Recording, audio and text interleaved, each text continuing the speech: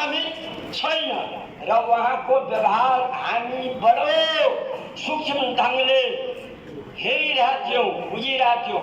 वास्तवमा उहाँ विपक्षका रूपमा कतै केही भन्नु भएको छैन। त यस्तो गरिमामय उच्च विद्वानहरूको शिक्षाबाट म पनि शिक्षित भएँ कि विद्वान भनेको विद्वान भन्ने संज्ञा जो कानुन व्यवसायमा लागेको छ त्यो तथ्य आज मैले सही रूपमा प्राप्त गर्न सकेकोमा मलाई खुसी लागेको छ। है, वास्तवमा काम गर्व छ र यो गर्व गराउने काम यहाँका वरिष्ठ अधिवक्ताजीहरू, पूर्व अध्यक्षहरूले देखाउनु भएकोमा उहाँहरूप्रति हामी एकदम ऋणी छौँ, आभारी होइन, ऋणी छौँ।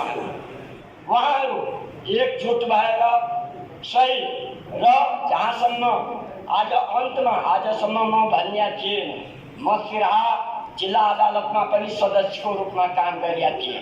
तीनवटा क्याम्पसमा चाहिने विभिन्न पद क्याम्पस बाहेक मलाई कुनै पद छुटिया छैन, काम गरेका थिएँ। तर हरे रामजीको साथमा काम गर्दा आजसम्म उहाँले हाम्रो कार्य समितिलाई कुनै किसिमको दबाब दिनु भएन कि यो प्रस्ताव पास गर्नै पर्छ, कसैलाई भन्नु भएन।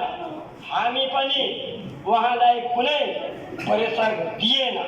हाम्रो कार्यकाल बहुत बौद्धिक ढङ्गले हामी निर्वाह गर्यौँ। कुनै सदस्यबाट खिचोमिचो कुनै प्रस्तावमा भएन।